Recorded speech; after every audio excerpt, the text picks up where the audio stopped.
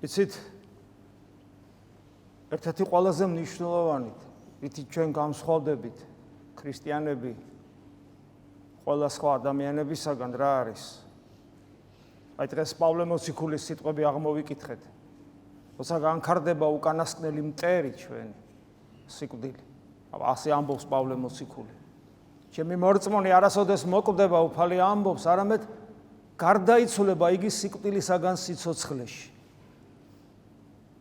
ჩვენი ერთ-ერთი მთავარი ნიშანი ქრისტიანებისა,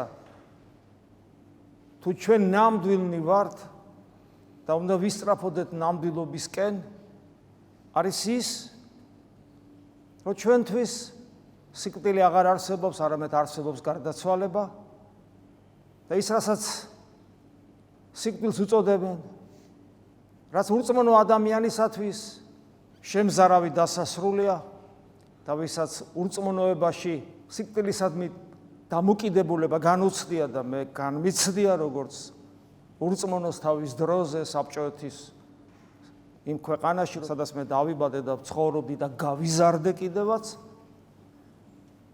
აი მასთან შედარებაც კი არ შეიძლება ქრისტიანისათვის სიკვდილი შესაძლებელი არის გადაიქცეს ზეიმად, როგორც პავლე მოციქულისათვის გადაიქცა იგი ზეიმად, როცა იგი ამბობს, რომ ახლა მომელის მე სიმართლისა გვირგვინი. ყველაფერი უნდა გავაკეთოთ იმისათვის, რომ ჩვენი გარდაცვალება დიდ ზეიმად იქცეს და ეს არის შესაძლებელი. ამისათვის ერთადერთი რამ არის საჭირო, ჩვენ ეს გვინდოდეს და ჩვენ შესაბამისად, ჩვენი რწმენის უფროსწორად, ჩვენი რწმენის შესაბამისად ვცხოვრობდეთ, ჩვენი რწმენის შესაბამისად ვფიქრობდეთ, ჩვენი რწმენის შესაბამისად გვგრძნობდეთ და მთელი ჩვენი შინაგანი სამყარო იყოს ჩვენი რწმენის შესაბამისად.